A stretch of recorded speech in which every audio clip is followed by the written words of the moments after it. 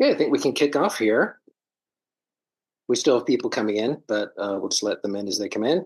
Um, hey, everybody. I'm Neil Romanik. Welcome to the Content and IP Defense Summit from AU. I'm really, really pleased that you could be here and really thrilled to have such a great group of experts to talk to us today about the dangers to the content ecosystem. Today, just this morning, I heard or I read a post on Blue Sky, which said, "On the internet, it's getting harder and harder to prove you're not a dog." And that was a post from Stephen Bush at the Financial Times, posting an article that he wrote called "Are We Human or Are We a Spammer?" And I haven't read the piece because I don't have a Financial Times subscription, but I gather it's about the issue of having to always prove that you're a human and not some robot. You know, when what do you click the buses or you click dogs or, which way is this thing facing? All those things that we're quite used to now, because we are entering a world of uh,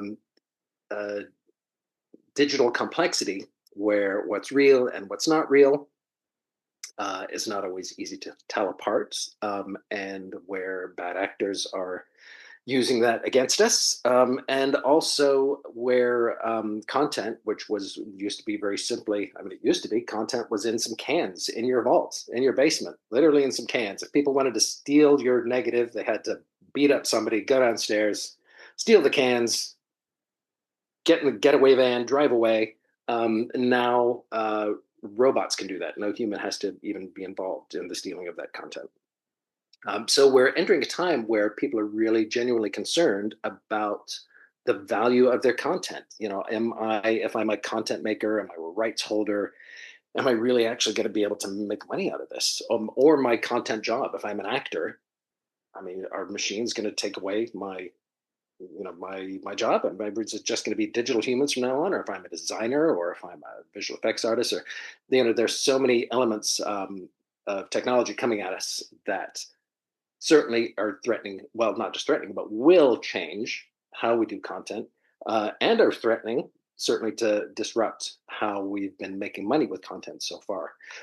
So we've got a great lineup of guests here, and I'm going to try to talk as little as possible and let them talk. I'll be moderating these sessions.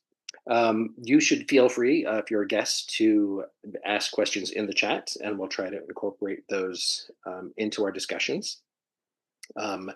There is, you probably signed up, you've seen the agenda on the sign up page, and we're going to stick to that pretty strictly. I'm a stickler for sticking to time. So we will not be dragging on, but we will have the opportunity to, if you really want to get into further conversations afterwards, we can stick around and we can have some more conversations. Also, of course, wanted to thank our supporters, Friend MTS, Hand, Human and Digital, and the Guardian Project. Thank you so much for your support. And again, my name is Neil Romanik. I am the head of AU. We're a new publishing company that is working to help creative businesses work through the changes ahead, and what is going to be a very exciting time for the world. And certainly for the media industries, we want to help creative businesses rethink how they do business and come up with new ways of making money and creating great content. So our first session is going to be is called Pirates of the Boundless Sea. That's C for content. Dead IP makes no revenue. And our guests are Many Ahmed, Sergio Amorata, and Maruna Hiravanu, and I'm going to highlight them.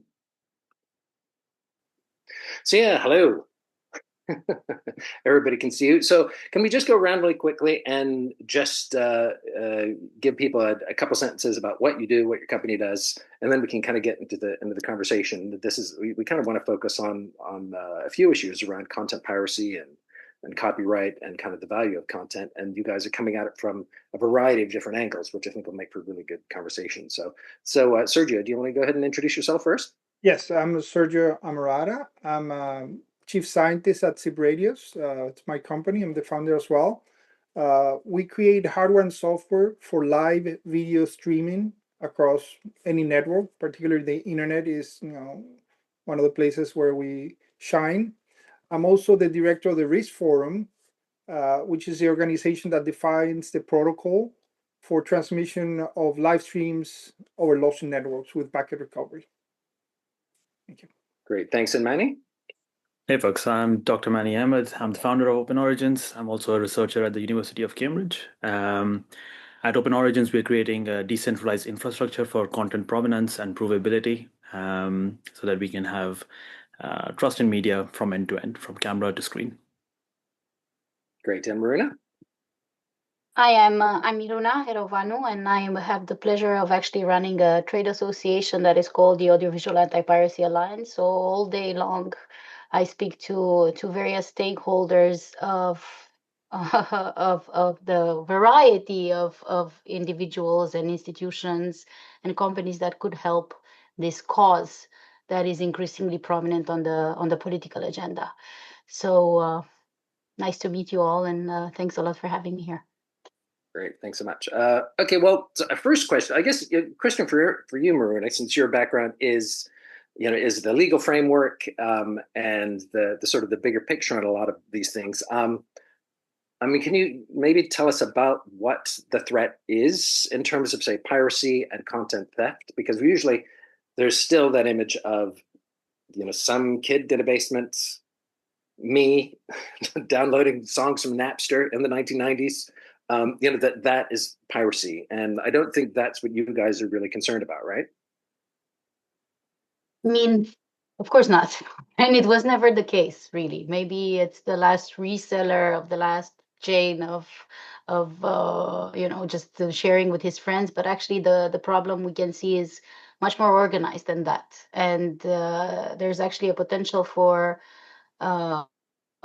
small children to actually become really seasoned criminals and become sellers themselves. And what we see is increasingly connected to organized crime. In fact, it's an organized network. It takes place in many countries. Everyone is connected to one big seller that then redistributes the stolen content, etc. So I think the image of the hoodie, which I've heard, my time like growing up in the industry, the hoodies, they're not really hoodies. They're, maybe Lamborghini drivers or people that make a lot of money without investing very much.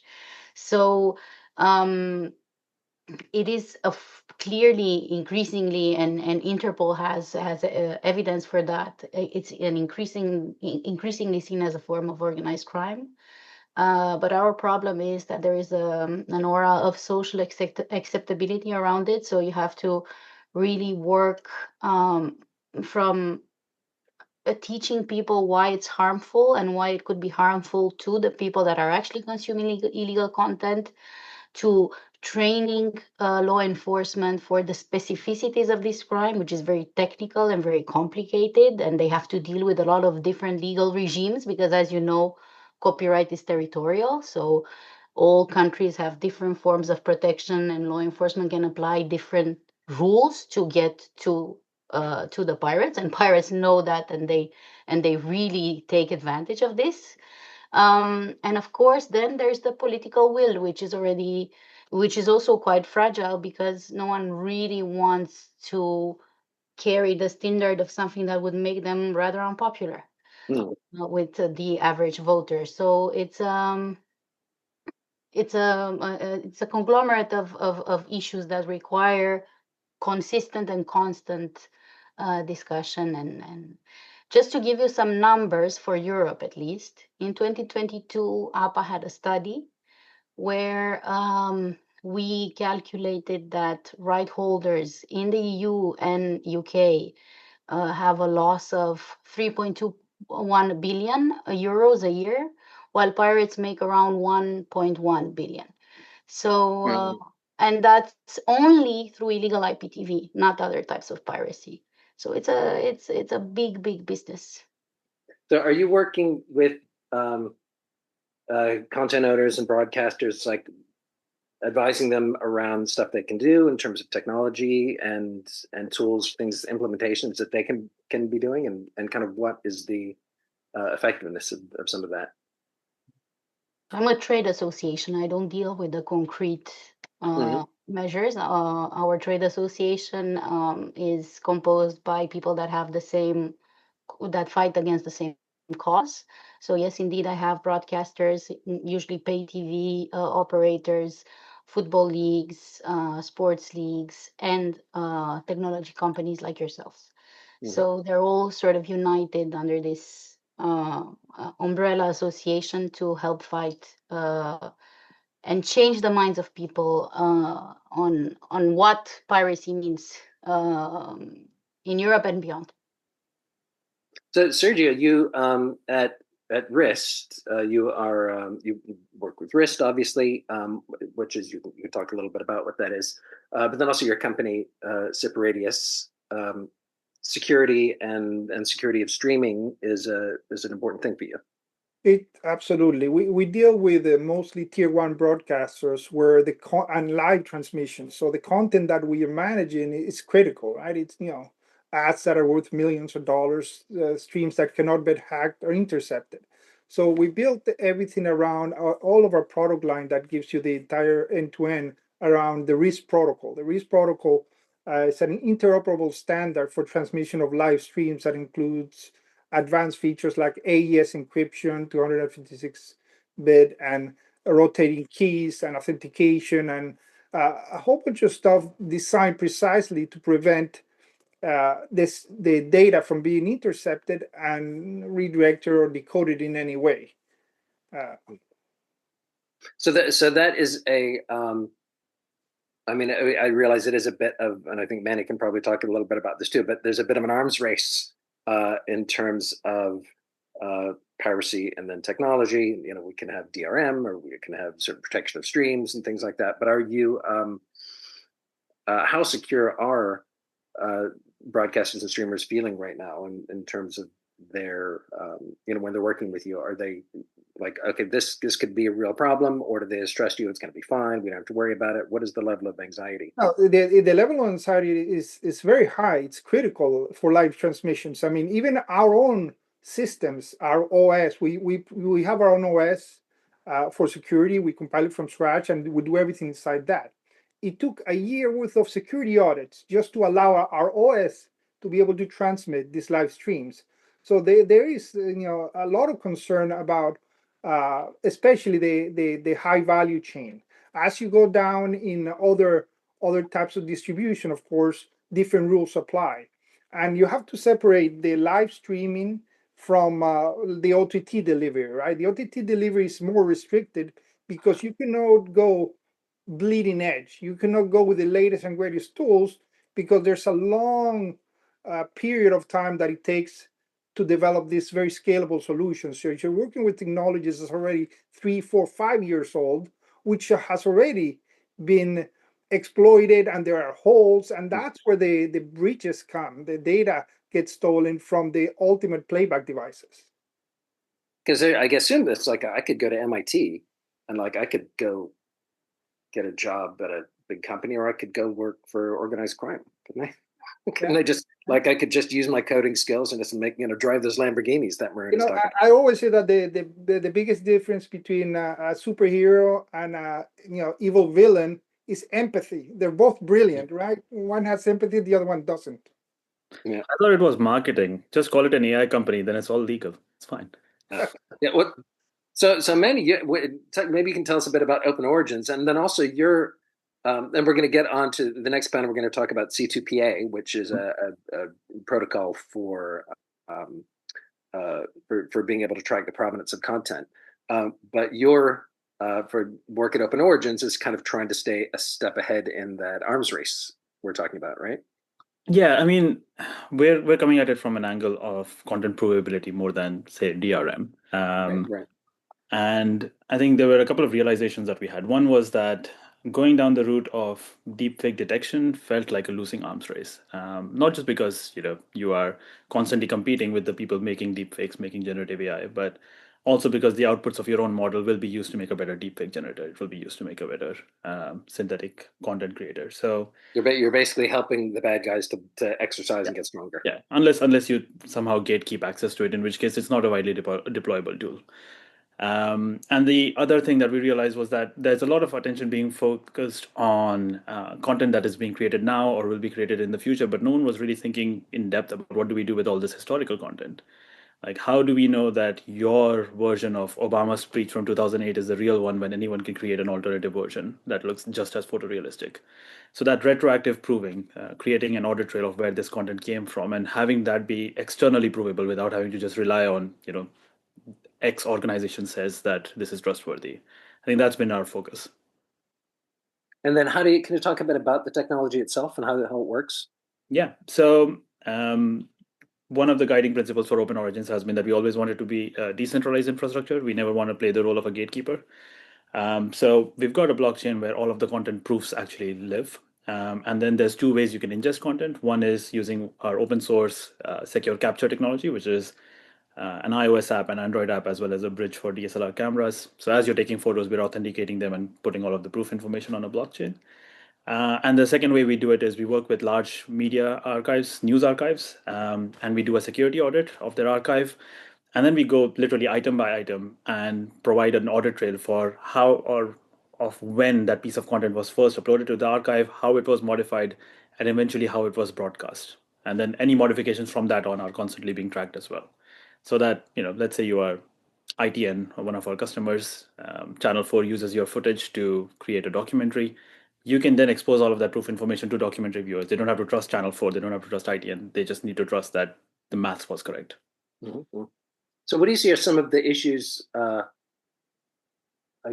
have a right of reply, I guess, afterwards, but say C2PA versus some of the other things that, like you're talking about. What do you think are some of the pros and cons of some of the protocols? I think C2PA is fine if you are working in a very limited information silo, right? Like if you're working within an organization, you have end-to-end control over what software everyone is using, fine. But the moment you put it on Twitter, someone takes a screenshot, the metadata gets stripped out. So you've lost all the provenance information. You have similar issues with watermarking technologies, right? Like you can apply a watermark. There are very robust watermarks now, but watermarks are always going to be an arms race. And I don't want something as base as trust in media to be an arms race. It needs to be a solution that has longevity. So Marina, I guess a question on like where can you get maybe a bit more specific about like where are the big threats specifically? I mean, I know that there's there was a big thing a few years ago about Be Out, which was the pirate version of the Be In set-top box. So you basically got a whole set-top box that allowed you to get all the Be In content for free, and people didn't know. They were just like, oh, okay, it's just a set-top box. Apparently, I can get all these channels for nothing, and people didn't know where it was coming from, or that it was necessarily pirated content that they were getting. But are there like sort of centers, countries, regions that are specifically or individuals that we need to be looking at specifically, or that you see as problematic? I wish I could answer that, but I'm afraid that the threats are coming from everywhere. So if we're speaking about the way pirates are actually using new technologies, this is a very difficult question to answer because they adapt fairly quickly.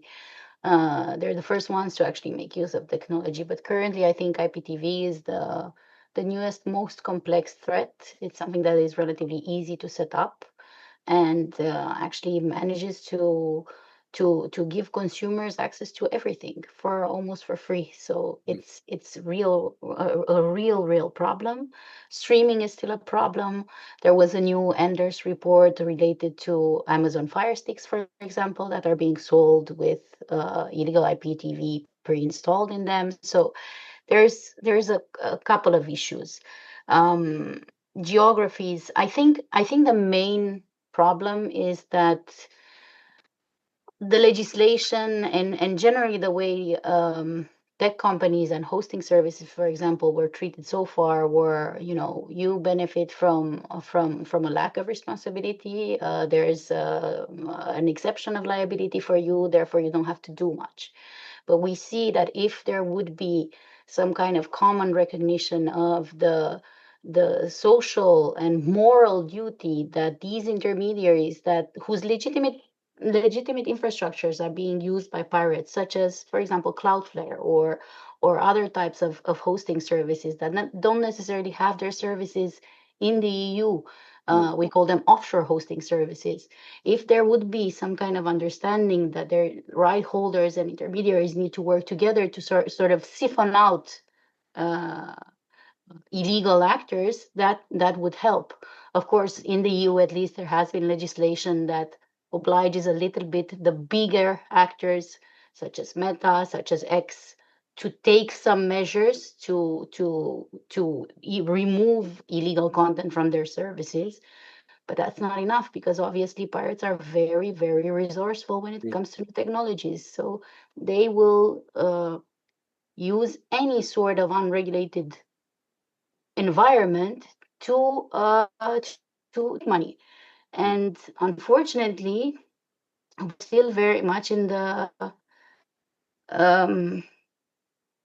trying to collaborate with the intermediaries whose services are being used for illegal content. One of the solutions that we see, at least for big platforms such as X, is to remove advertising from any sort of link towards an IPTV service. But we have out of platform linkage. We see linkage on X to a service on Telegram, for example. It's a real problem, and unfortunately, law really runs behind these types of behaviors. It's a so RIST is like an open, and you're talking about people being able to just access a technology and from anywhere.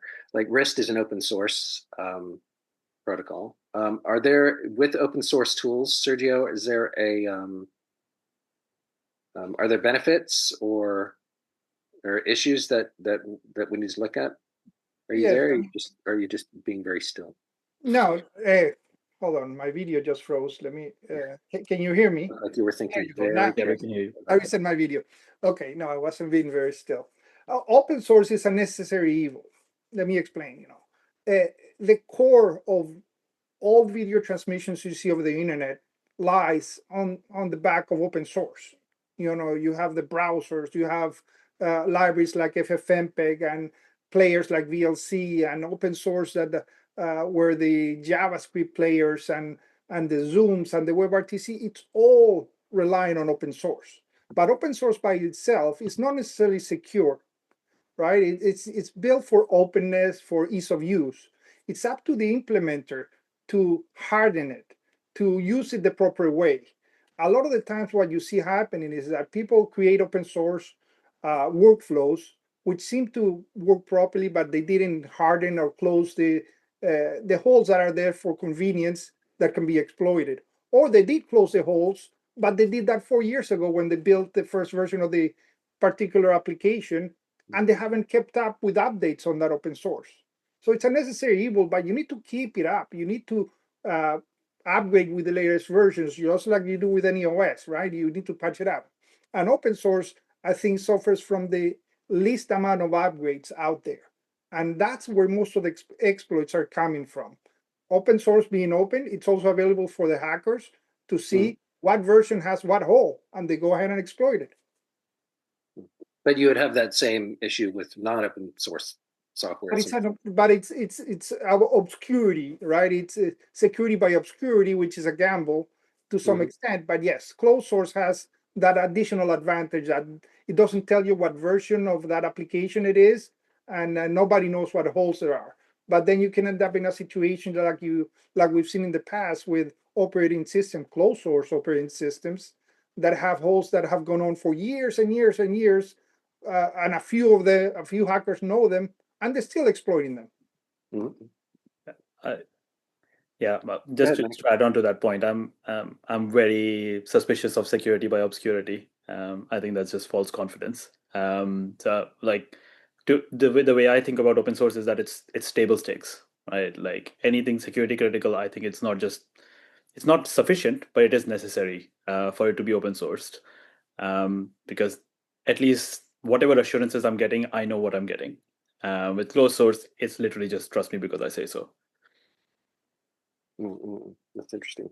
So is there something about the greater openness actually leading to potentially better outcomes in some situations? Or is that a model of having greater openness and greater transparency? Yeah, this is about like 4 years out of date. Like when I was like finishing my PhD, there was like a big systemization of knowledge survey that was done, which concluded that open source projects tend to have less vulnerabilities overall. But it is true that the exploits for closed source systems don't often get published because attackers just use them. Whereas in the open source community, you will get reports, you'll get bug reports, and then eventually they'll get patched. So there is the appearance that these are getting hacked more. But they are actually much more free of vulnerabilities overall. There is a second thing that I've noticed happening is that in environmental circles there is this thing called greenwashing, where people do some things and then pretend that they've actually done something environmentally friendly. I feel like there is a lot of open source washing in the software industry, where components will be made open source, but not the critical components, or the infrastructure that is needed to maintain them will remain closed source and serve as a vector for lock-in, while claiming that it's all open source and free for use. And I think when clients are looking or customers are looking for alternatives, that is one of the critical things that needs focus, is like, how open source is this thing, and what are the mechanisms being used to lock me into this ecosystem if everything is actually open source. I mean, there is something in that when we're talking about, and then we'll talk later on about AI and how a lot of these algorithms are working, and we have no idea. Now, please think a second to on my job to try to explain whatever Manny said to a politician. Yeah. Okay, because when they hear open source, they feel like it's the holy grail of all innovation, and it shouldn't be touched. So it's really a problem, and I think this is why we need each other, because I don't know how to explain something like this to a politician, but someone who knows exactly what the problems are maybe could explain better than me, but they don't know. And as long as they don't know, and their knowledge will remain superficial, they will think open source is the grandfather of all knowledge and innovation, and we can't touch it. There cannot be any intervention there. So yeah, thanks a lot for the presentation. It helps. We can get them to read AU Journal, our magazine, and then they'll know more about it, because they'll have the wisdom that you guys have shared at this event. If you do have any questions, please put them in the chat for our guests. We're just about wrapping up for this one, but I guess if you could look at, if there's one thing that you think would be a great move in terms of making, helping content owners get more control over the content, what would that be? What would be the big thing that you can imagine happening to help people?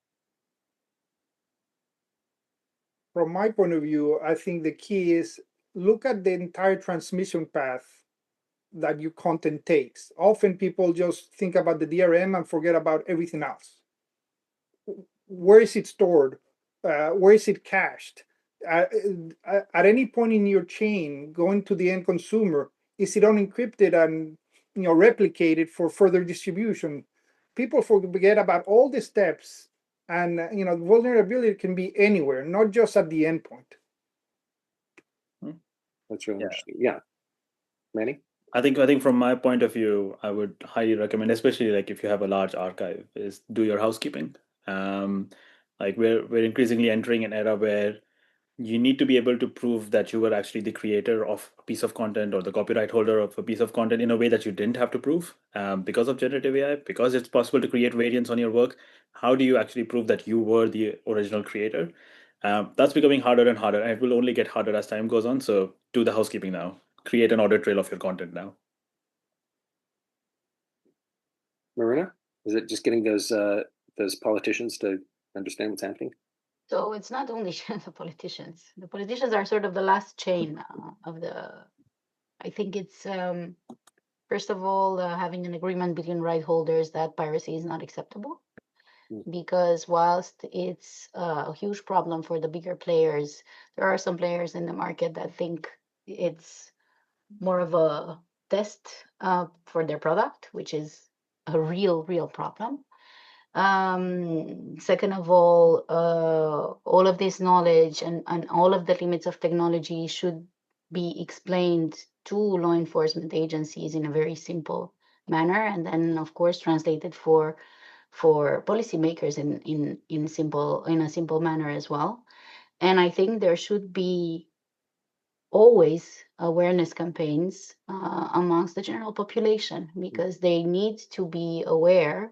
Because I read a comment that most of viewers are not really aware that they're watching piracy websites. I personally cannot believe that. I think you have to know when something has everything and it costs $2 that there must be something fishy.